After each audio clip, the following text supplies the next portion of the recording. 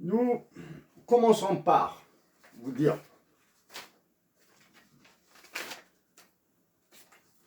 l'Afrique a été toujours et est toujours le royaume des vautours, une proie, une victime de la prédation. Une victime de la prédation. Pour dire ces premiers mots, nous sommes un peu désolés, un peu tristes de ne pas avoir reçu l'autorisation de révéler l'identité de la personne qui est derrière ces mots. Cette personne, elle est là. En plus de cette personne, il y a d'autres personnes qui nous ont appris. Ces personnes sont des écrivains, des artistes, des poètes. Et parmi eux, l'écrivain de ce livre, Pays d'Okyamal, nous vous lisons une phrase. Je n'ai pas cherché à savoir si je suis devenu un autre. Je suis revenu, c'est tout. Et tout le village le sait. Et l'obscurité est revenue. Et je n'ai pas cherché non plus à savoir ce que les hommes et les étoiles d'ici pensent de mon retour. Et je n'ai pas cherché non plus à savoir ce que les hommes et les étoiles d'ici pensent de mon retour. Pour eux, les hommes, je suis revenu sans doute comme l'obscurité. Pire, comme une chauve-souris. Les étoiles d'ici sont invisibles, imprévisibles. Elles peuvent survenir d'un moment à l'autre. C'est Pays d'Okyamal, écrit par notre compatriote le Mahdi Acharchour. Nous vous suggérons sa lecture. Nous vous suggérons la lecture d'autres livres qu'il a commis.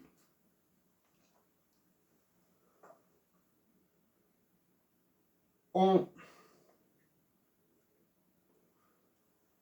les années 40, 50, 60, 70, 80, 90, 2000, 2010, et même après, Hussein Aït Ahmed a donné sa vie à la patrie, à l'amour, à la paix.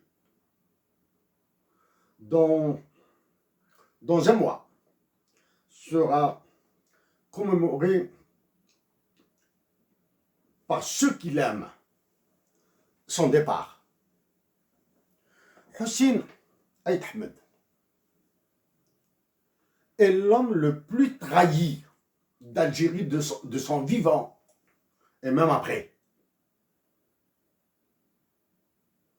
Hussein Aït Ahmed a fait sortir de l'ombre des hommes et des femmes qui aujourd'hui doivent se regarder profondément dans un miroir.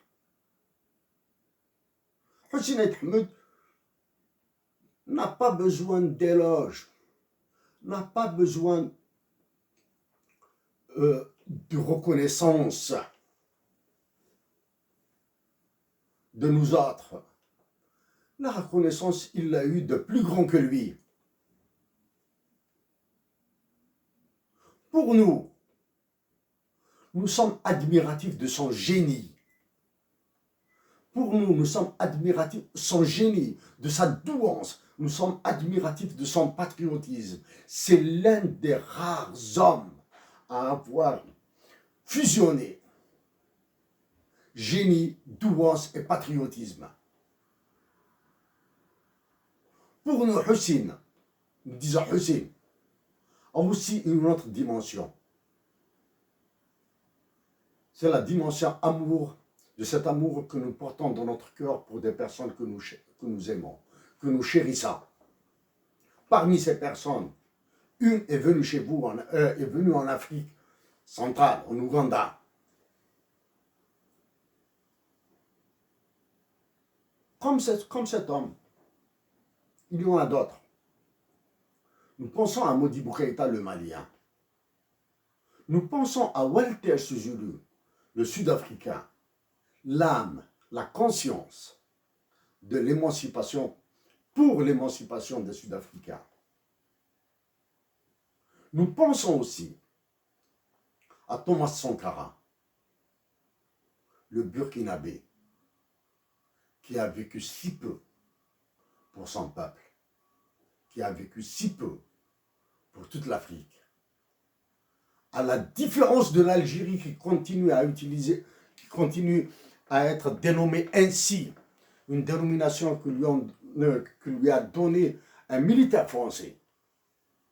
Lui, il a réussi une prouesse, un acte de bravoure, de patriotisme, de dignité humaine, qui restera dans les annales de l'histoire sur 10 000 ans, 20 000 ans. Il a changé le nom de Haute-Volta de son pays en Burkina Faso. Burkina Faso signifiant la terre des hommes intègres. Comme nous l'avons dit au début, Hussein Ait Ahmed était un génie, un doué et un patriote. C'était un utopiste, un révolutionnaire utopiste. Hussein a scellé son avenir politique en 1953 quand il a négocié avec John Dulles, le secrétaire d'État des USA à Tripoli.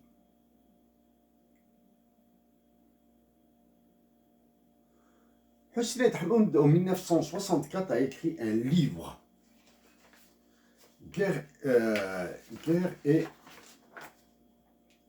La guerre et l'après-guerre, les éditions de Tripoli 1964 en France, publié en France. À la page 53, il écrit « L'attribution d'un ministère à un Français libéral et d'un autre à un Israélite d'origine algérienne sera le critérium tangible de la représentativité du gouvernement et du degré de sincérité de sa profession de foi politique. » Atteindre ce niveau d'ouverture politique en 1954 ne peut être que l'œuvre, un exercice d'un homme d'une autre dimension. À la page 97 du même livre, il faut que l'Algérie devienne un point d'application de la surenchère entre les deux grands. Nous répétons, il faut que l'Algérie devienne un point d'application de la surenchère entre les deux grands.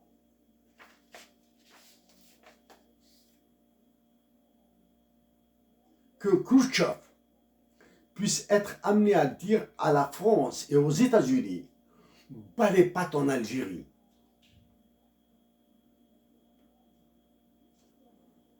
Nous répétons cette phrase. Il faut que l'Algérie devienne un point d'application de la surenchère entre les deux grands. Que Khrouchtchev puisse être amené à dire à la France et aux États-Unis « Bats les pattes en Algérie ». En fait, il lui sera sans doute plus facile de dire « Bats les pattes au Maghreb », dans le monde arabe, en Afrique ou dans le monde de Bandung. Donc pour nous, il ne s'agit plus de faire de la surenchère entre les deux grands, c'est-à-dire actuellement la Fédération de Russie et les États-Unis d'Amérique, les États-Unis d'Amérique dans la mesure où il y a d'autres grands. La Chine, le Japon, le Royaume-Uni, l'Union européenne, en tant que structure para-étatique. Un autre grand.